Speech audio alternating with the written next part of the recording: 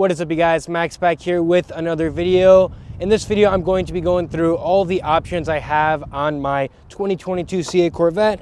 I've got the laminated price sheet right here, so I'm going to be going through everything and some of my reasoning as to why I picked it all. So without further ado, let's get started. So the first option you do have when ordering a CA Corvette is whether you want the coupe or the convertible. Now, as you can see, I did go with the coupe. Now, the cool thing about the hardtop convertible is, like I said, it is a hardtop, so you get that coupe look and you could take the top down a lot easier than you can manually with this Targa top. But me being a younger guy and not being too much of an issue to take the roof off and put it in the trunk, for me, I thought the coupe was the way to go. Also saved me $7,500 that I put towards other options, which I will show you later on in the video. One other downside if you go with the hardtop convertible is that you won't be able to see the engine like you can see with my car. You get that glass, and I think that's a really cool feature, showing off the mid-engine in the back there, so super cool. But like I said, I went with the coupe and I couldn't be happier so far. I put about 460 miles on the car, and I feel like so far the 4 or 5 times that I've had to take the top off and put it in the trunk hasn't been a problem. It's been super easy, and to be fair, I can't blame you if you go with the hardtop convertible, but just for me in my situation, considering price and all the other factors, I ended up going with the coupe. Now, the next major option you have is whether you want to go with the 1LT, 2LT, or 3LT trim. I went with the 2LT, and I'll go over some of the awesome options that come with that. That's probably where the majority of my options comes with that package. Now, with all the packages, you'll get the same engine and things like that, but you do get some awesome technology with the 2LT. And the cool thing is with the 2LT, you don't get anything extra with the 3LT. So you're pretty much maxed out as far as how loaded the car can be with technology, but you do get some nicer materials and other things like standard GT2 seats with the 3LT. But as far as options go, you can't go wrong with the 2LT. Now, my favorite options with the 2LT are going to be the extra 4 speakers you get with the sound system, the heated steering wheel, the heated and cooled seats. I really enjoy this rear view camera that connects to the mirror. Because the visibility is not great with it being a mid-engine, that camera connects to the mirror, like I said, and just makes for perfect visibility. It's just a camera, so you're sort of going past that blind spot. And then the only thing I can see that would be really in the way would be my high wing spoiler here. But it makes for pretty good visibility anyways, even with the high wing spoiler. And I'll get into that a little later on the options list, but that's pretty much the 2LT package. And there's a bunch of other options I didn't even name, like the 3 front cameras, the PDR, which is performance data recording, and a ton of other options, but those are just the main ones that really convinced me to go with the 2LT.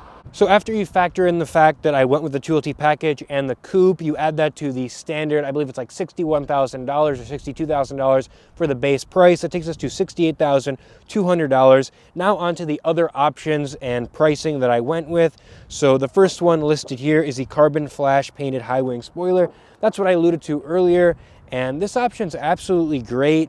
There are a bunch of spoilers you can go with. You've got this wing that you can go with, which I've even seen a lot of people go with, even if they get the Z51 package, which gives you a lower rear spoiler as well as a front lip. But I've even seen a lot of people, like I said, change it out to go with the high wing just because it looks so aggressive and good in my opinion. I know some people have some strong opinions saying that, talking about that they don't like it as much. But for me, I think it looks great and adds a lot of value.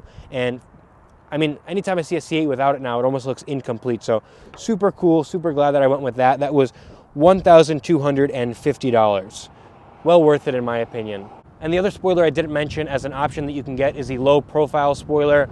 And it also gives you a front lip as well. I believe that is $600, and that's another option you can go with. So there's 3 main ones: the low profile, the Z51, and the high wing. But obviously the Z51 you can only get with the Z51 package, which gives you a ton of other things as well. But me, without getting the Z51 package, I thought the high wing was the way to go. The next option is the performance exhaust, or the NPP exhaust, which also, again, will come with the Z51 package standard. But like I said, I didn't get that package, so I had to go with this separately.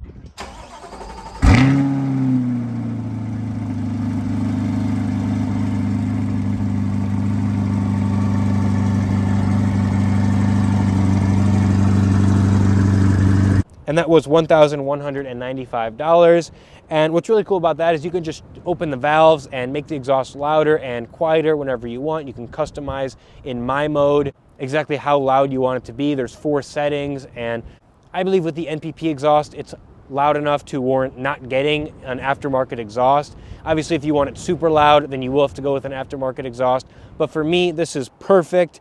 and it's loud enough, but maybe if it was any quieter, I've never really heard or driven for a long period of time the car with just a regular exhaust. Maybe it would sound like what it is in tour mode, I'm not exactly sure, but in my opinion, being able to customize the exhaust sound and how loud it is has been awesome and a super good option. The next option we do have is the engine appearance package. Now, you guys can see what it looks like here. I think it's a pretty cool option. It adds that carbon fiber on both sides here. It's also going to add those two lights. I don't know if you can see it at the top there, but it adds those two lights and looks pretty cool at night. And with this not being a convertible and being able to see the engine, I feel like it is a pretty cool feature. However, I didn't really pick this option. It was sort of an accident that I was actually able to get this, and the dealership was extremely nice and treated me so well. As you can see on the back here, Bill Stasek Chevrolet in Wheeling, Illinois. They treated me super well, and they just took that off the MSRP, but obviously I still kept it as an option, so I did not have to pay for it. But as something I got for basically free, I couldn't be happier. So looks super cool. You guys can let me know how you feel about this in the comments down below. Don't know if it's necessary, and again, I didn't pick it to begin with, and it's $995. Seems a bit steep for what you get, but now that I have it, couldn't be happier with it. And then as you guys can see here, I did go with the bright red calipers. I feel like that really sets the car off and looks absolutely amazing. $595. Definitely something you can do aftermarket and not a necessity, but super cool to have, and definitely was glad I picked this. So you guys can be the judge if you think it's necessary. You guys might think it's not very noticeable, but in my opinion, I think it makes the car look great. And with the torch red exterior that I picked, I feel like it coincides so well. And then those options that I just named, in addition to the 2LT package, that brings us to $3,985. Then you add that to the $68,200, you get $72,185. Then there's a destination charge that brings us to $73,480. That's what this car is as it's spec'd out, but like I said, I did not have to pay $995 for the engine appearance package, so I paid $1,000 less than the number I just told you. So me being the one who optioned out this car, I feel like I did it perfectly. If I had all the money in the world, I may have gone with the hardtop convertible, added the Z51 package, got the 3LT, and checked every box I possibly could. But with the, I guess, budget that I was on, sort of limiting myself to a certain amount of options, I think I did a pretty good job. I didn't want to go too much higher than MSRP. I feel like when you start to pay $85,000 or $90,000, you know, for a car that you can get for $60,000, not that there's anything wrong with that, but I feel like I didn't want to get too far from that initial starting MSRP. That's just the way I kind of did it. So you guys can let me know in the comments, how do you guys like the way I spec'd the car out? And I didn't mention this earlier, but I did go with the, I believe it's the natural Mulan interior. I think it looks good, complements the red. Again, on anything, let me know what you guys think in the comments below, and then let me know if there's any other videos that you guys want to see specifically of my C8 Corvette. Make sure to like and subscribe if you did enjoy, and with that being said, I'll see you all in the next one. Peace.